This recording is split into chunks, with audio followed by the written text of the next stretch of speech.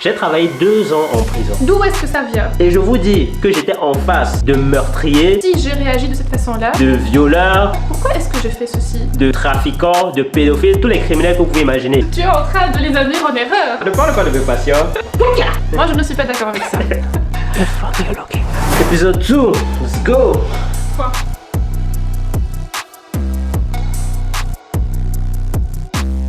Donc, on a parlé la dernière fois des critères de choix lors de la sélection d'un partenaire et une auditrice nous a dit qu'elle aimerait bien qu'on essaie d'approfondir certains critères. Aujourd'hui, on a choisi de parler de la communication parce qu'il me semble que c'est, selon moi, le critère le plus important au bon fonctionnement d'une relation, d'un couple. Et c'est aussi un processus qui évolue avec l'âge du couple, avec l'âge des deux partenaires et avec les circonstances ou les contextes que le couple vit. Sujet très intéressant. Pourquoi communiquer? Myriam, dis-nous, pourquoi communiquer? Je pense que c'est évident.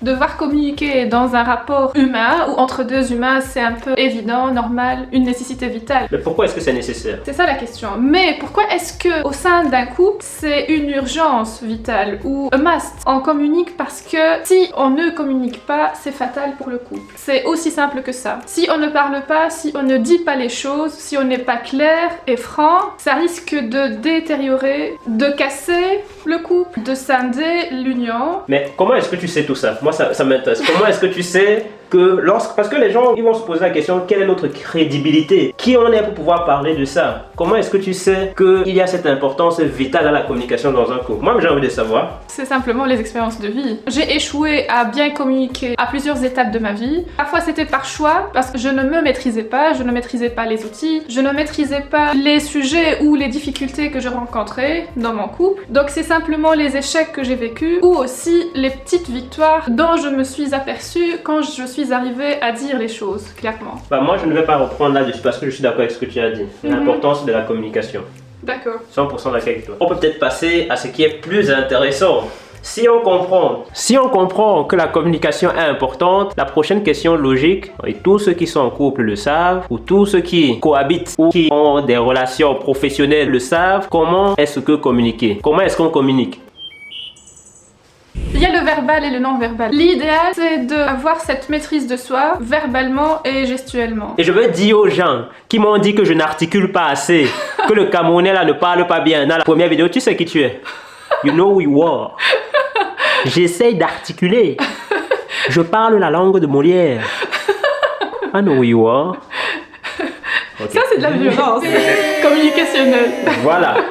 Donc ça, c'était pour introduire notre prochaine partie. Ok. Comment communiquer? Dis-nous. Verbal et non-verbal. Elle a commencé par le non-verbal, c'est ça? Oui. L'idéal, c'est de maîtriser sa gestuelle aussi bien que son lexique, son discours, sa voix pendant une conversation. Le non-verbal, c'est tout ce qui est gestuel, regard, mouvement, posture. Parce que tout ça, on dit aussi beaucoup sur le tempérament et sur la bienveillance ou la disponibilité de ton interlocuteur à t'écouter. Ça, ce n'est vraiment pas un exercice facile parce que ça demande de faire les choses dans la conscience. C'est un exercice de pleine conscience. On doit être conscient à chaque fois de ce que l'on fait. Pour être dans le contrôle et dans la maîtrise de soi. Voilà. Ouais, dans le contrôle. Je suis très d'accord. Je suis d'accord. Maintenant, pour ce qui est verbal, je pense qu'il faut donner des exemples concrets. Dans le verbal, déjà, il faut garder une voix assez, comment dire, calme. Calme, oui, ça c'est bien calme.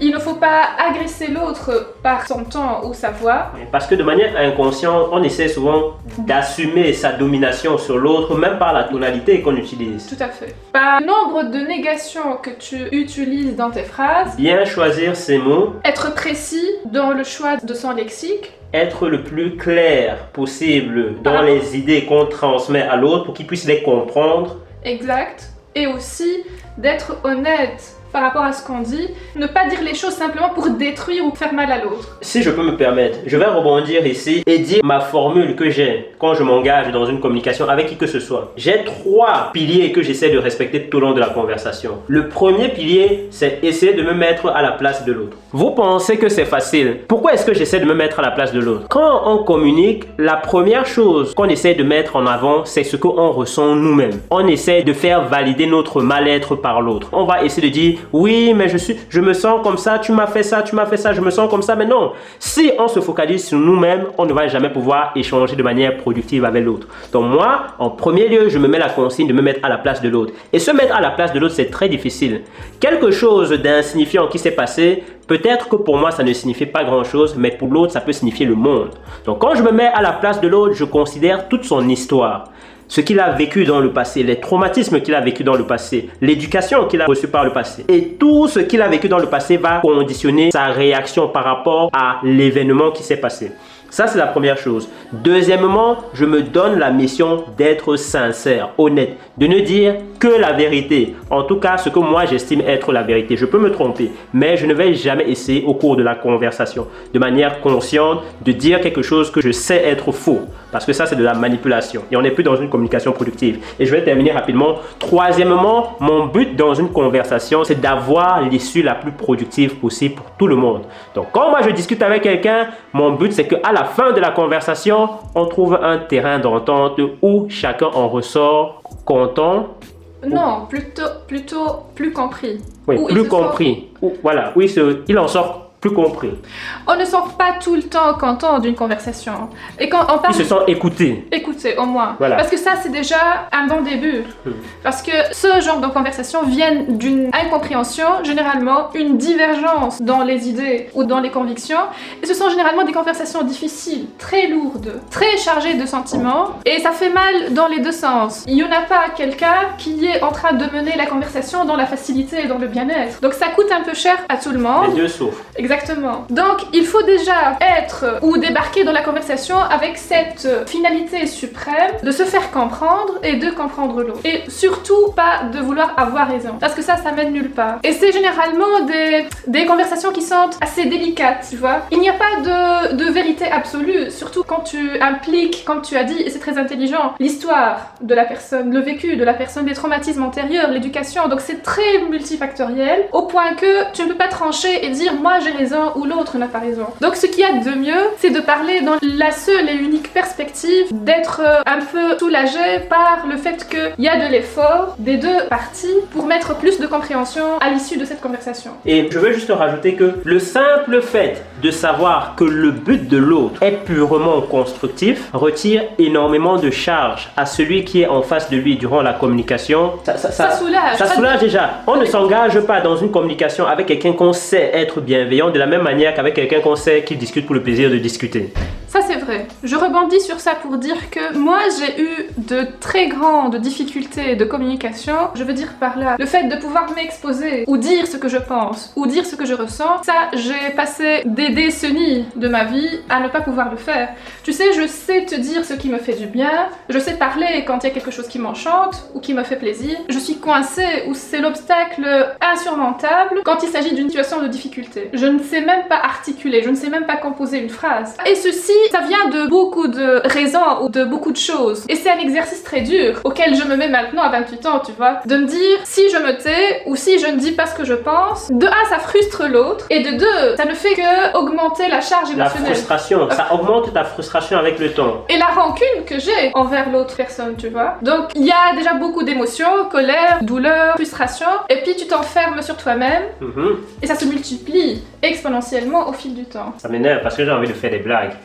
mais je me rends compte que c'est pas un sujet où on peut blaguer ici. Tu peux. Non. C'est bad idea.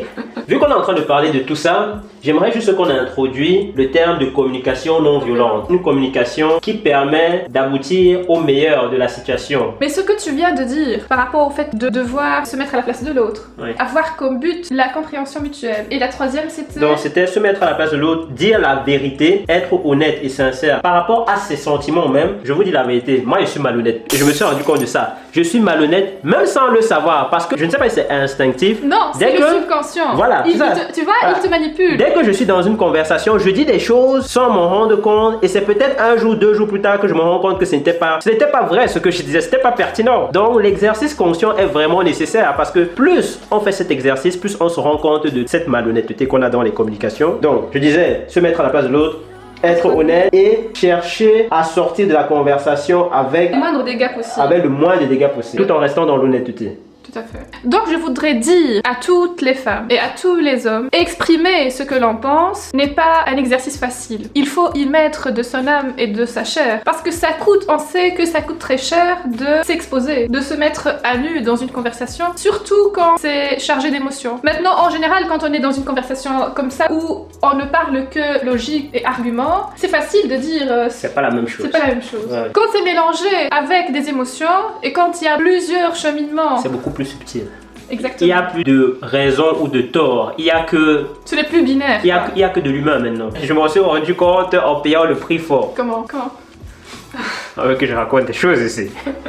Non, moi je suis quelqu'un qui favorise l'efficacité par-dessus toute chose. Donc, je suis moins, on va dire, sentimental que d'autres personnes. Et je me suis trouvé dans des situations où justement je ne prenais pas en compte le côté sensible, sentimental des autres. Et j'ai fait beaucoup de dégâts dans ces situations-là. Donc, ceux qui sont très cartésiens ou très efficaces et qui veulent résoudre des problèmes le plus rapidement possible comme moi, je vous dis, une des difficultés que nous rencontrons dans la communication non violente, c'est de se retirer de ce mode de fonctionnement et de considérer l'humain dans son ensemble, considérer l'humain dans son humanité, dans sa sensibilité. Ouais. Je rebondis sur ça pour dire, déjà dire que je vais me mettre à la place de l'autre, ça ne laisse aucune place à cette... Ce côté argumentaire et... Ouais, c'est vrai. Et intellectuel. J'apprends toujours. I'm still learning. C'est bien. J'ai envie de raconter une histoire. Ce n'est pas quelque chose qui va se faire du jour au lendemain. C'est quelque chose que vous allez faire si vous souhaitez le faire, apprendre la communication non violente. Vous allez le faire toute votre vie. Et je le dis pourquoi? Parce que sans m'en rendre compte, sans connaître le terme communication non violente, je l'apprenais déjà il y a 10 ans d'ici. Tout le monde l'apprend. Chaque jour, quand vous êtes au travail et que vous discutez avec vos collègues, vous apprenez la communication non violente parce que ça vous savez... Dis-moi. Dis-moi. Tes patients, quel délai se prend? Ne parle pas de mes patients. Ils savent. We don't fuck with me. Nobody fucks with me. Mais je parlais pas de ça. Non, je disais, même quand vous êtes au travail et que vous discutez avec vos collègues, vous savez qu'il y a une manière de parler. Parce que si vous ne parlez pas d'une certaine manière, vous allez blesser leurs émotions et ça va mettre une mauvaise ambiance au travail. Donc vous exercez déjà la communication non violente. Mais c'est beaucoup plus complexe que ça. Moi aussi, je me rappelle, j'ai travaillé 2 ans en prison. Et en prison, j'ai dû appliquer la communication non violente. Pourquoi? Parce que j'étais toujours dans un jeu de domination avec les détenus. C'est-à-dire que je dois être suffisamment ferme sur mes positions pour ne pas me faire manipuler par eux parce qu'ils veulent avoir, je sais pas moi, des drogues, des médicaments ou je ne sais pas quoi, mais suffisamment sensible parce que moi je ne suis pas la justice, je suis leur médecin, je suis là pour les soigner, les comprendre et les aider à endurer ce qu'ils endurent. C'est très compliqué et je vous dis que j'étais en face de meurtriers, de violeurs, de trafiquants, de pédophiles, tous les criminels que vous pouvez imaginer et j'étais souvent seul dans des pièces avec eux parce que secret médical, je devais leur parler seul à seul, ils voulaient pas que les gardiens entendent certaines choses. Donc ce sont des situations où j'ai appris à jouer beaucoup sur cette limite entre l'empathie et asservir son autorité qui m'a appris à communiquer de manière non violente. Donc tout exercice de discussion ou de communication dans votre vie, vous pouvez vous entraîner à la communication non violente. Ne sous-estimez pas ça. Et plus vous allez vous entraîner à ça, plus vous allez être bon et plus les relations que vous aurez seront saines et profitables pour tout le monde. D'accord, moi j'ai envie de te poser une question. Où tu pourras aider les hommes à interagir ou à mieux communiquer. Devant une situation conflictuelle de couple, quelles seraient les attitudes, les comportements à éviter? Ok, j'y ai pensé il n'y a pas longtemps. La première chose que je dirais, c'est de ne pas discuter sur le moment. On est des humains. Sur le moment, on est envahi par l'émotion. On est choqué. Quand quelque chose arrive, on est choqué. Tout le monde n'a pas la capacité de prendre du recul par rapport à ça. Moi, je dirais, reconnaissez le problème sur le moment. Donnez-vous quelques heures, peut-être même 24 heures, pour vous poser, pour essayer de réfléchir chacun de son côté par rapport à ce qui s'est passé et retrouvez-vous pour discuter de manière constructive. De manière, j'articule, de manière non violente par rapport à ce qui s'est passé. Ça, c'est la première chose que je ferais. Je peux te couper? Vas-y. Moi, je ne suis pas d'accord avec ça. Ok, dis-moi. Parce que je trouve que tu es en train de les induire en erreur. Et les femmes aussi vont comprendre et vont s'identifier à ce genre de situation. Je pense que dans un contexte de couple, pour une femme d'attendre 24 heures, c'est trop long. Non, mais j'ai dit de reconnaître qu'il y a un problème. Ça ne veut pas dire qu'on ne fait rien, mais on ne va pas aller loin dans la réflexion par rapport à ce qui s'est passé. Parce que je pense que chacun doit d'abord analyser de son côté ce qui s'est passé sans avoir à affronter la charge émotionnelle de l'autre en plus. Il y a trop de risques d'essayer de se défendre. Moi, je parle de mon expérience personnelle. Je parle mieux d'une situation avec du recul que sur le moment même. Parce que mon premier réflexe, c'est me défendre par rapport à ce que j'ai fait. Oui, le réflexe de la défense. Oui. Il faut avoir suffisamment d'humilité, de respect de l'autre, de respect du rapport humain pour se dire, comme tu viens de dire, la priorité, c'est le bien-être de tout le monde. Et ça passe avant mon bien-être ou ma position à moi, tu vois. Ouais. Il faut toujours avoir ce genre de réflexe. Et il faut aussi avoir en arrière-pensée, il faut avoir comme réflexe, en arrière-plan, qu'est-ce qui a emmené l'autre à parler de cette façon-ci ou de dire ce qu'il a dit. Se mettre à la place de l'autre. Et ça, c'est l'empathie et le fait de se mettre à la place de l'autre. Mais moi, je pense que il ne faut pas parler immédiatement ou résoudre les choses immédiatement. Il n'y a pas d'urgence, mais l'urgence, c'est de ne pas couper les ponts. Et ça, c'est quelque chose que j'ai toujours fait. C'est quelque chose que j'ai toujours fait. Couper les ponts. Couper les ponts, c'est-à-dire de me renfermer dans ta bulle. Dans ma bulle. Et de ne pas laisser l'accès à l'autre. Je deviens inaccessible quand j'ai mal. Et ça, c'est destructeur. C'est destructeur. Pour soi-même et pour le contexte, que ce soit familial ou professionnel, ça n'apporte aucun bénéfice. Donc je veux dire par là, déjà, ne pas faire l'effort d'aller vers l'autre, je parle des deux parties, tu vois. Ne pas faire l'effort d'aller vers l'autre, faire la moitié du chemin, c'est paresseux, mais sur le moment même du conflit, tu ne te dis pas que c'est paresseux, tu te dis c'est douloureux. De se lever avec toute la charge émotionnelle et d'aller dire à l'autre, voilà, je suis là, je ne te quitte pas, je ne me détache pas de toi, mais voilà, c'est dur. Et je veux juste rajouter, il n'y a pas de communication non violente avec une seule personne. Il faut être deux à être dans la même dynamique. Si une seule personne est en train de faire l'effort, ça ne sert à rien. À deux, on peut soulever facilement un canapé. Tout seul, just gonna fuck up your back. Donc il faut être déjà dans une dynamique de réciprocité, à vouloir résoudre ou à vouloir parler ou à vouloir échanger. C'est avec le temps. Il faut être patient. C'est un processus qui se fait peut-être sur plusieurs heures, sur plusieurs jours, où on doit s'investir, où on doit savoir que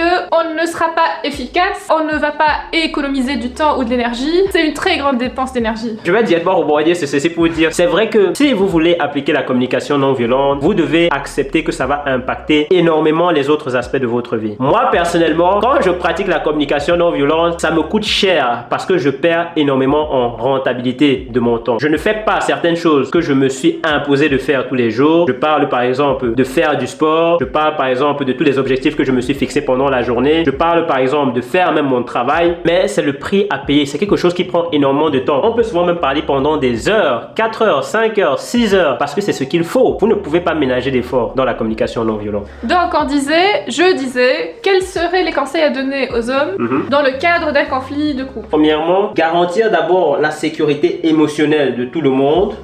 Que l'autre sente qu'elle n'est pas abandonnée. La proximité. Voilà, qu'on reconnaisse sa douleur. Et après, laisser les choses décanter un peu. Je suis d'accord avec ça. Deuxièmement, aménager du temps et un espace approprié pour une communication constructive. Moi, j'aime bien discuter dans le lit.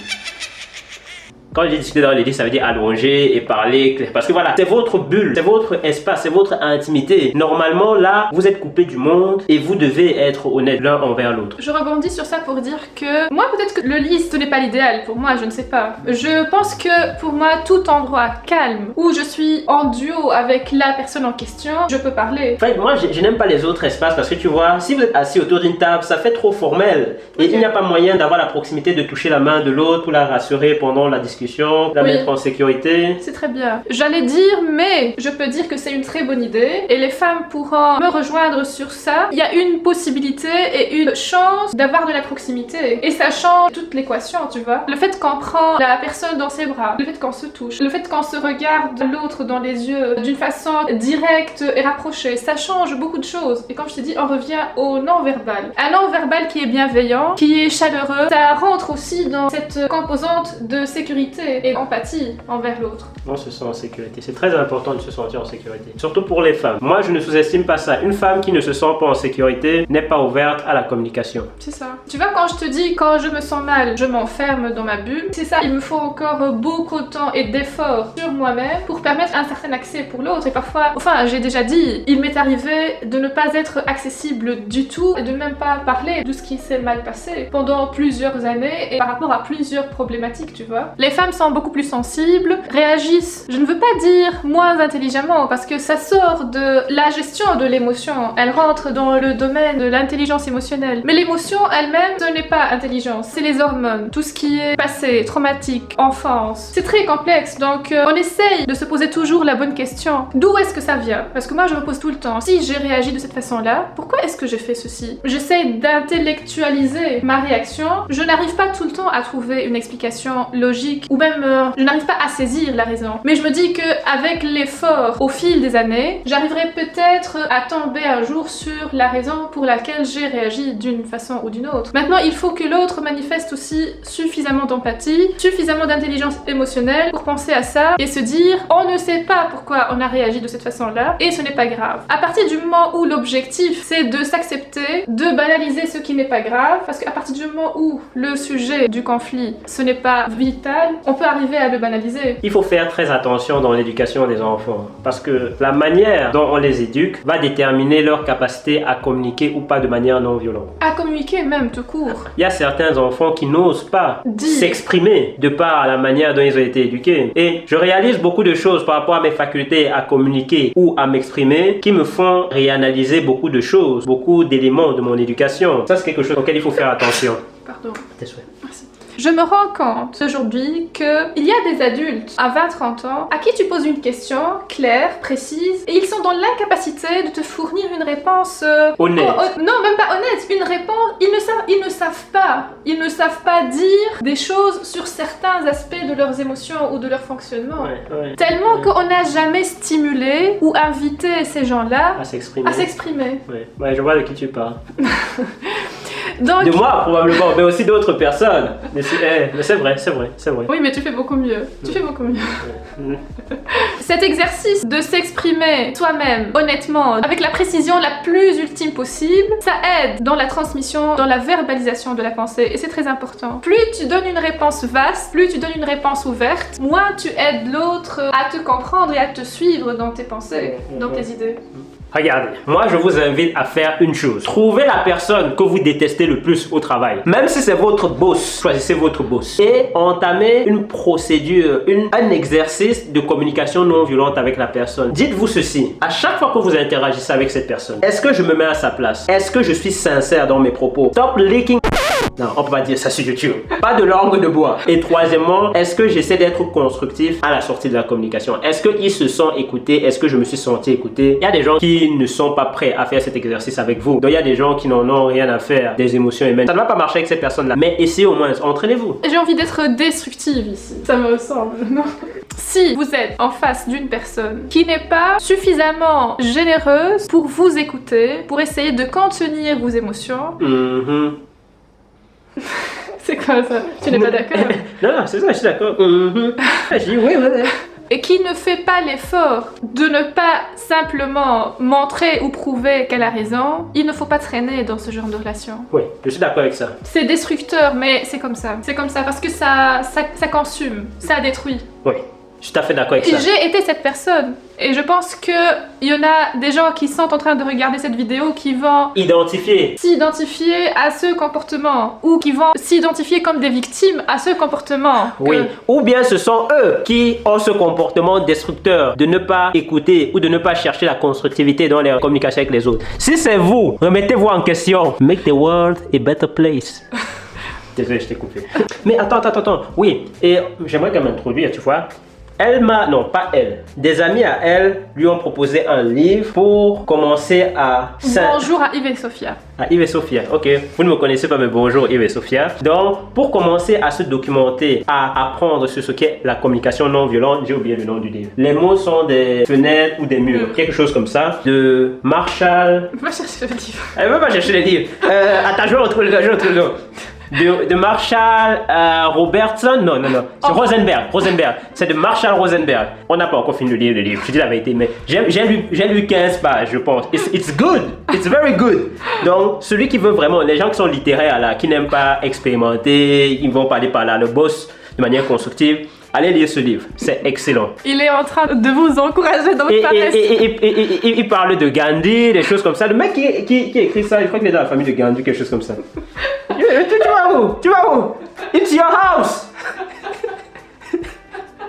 It's her house.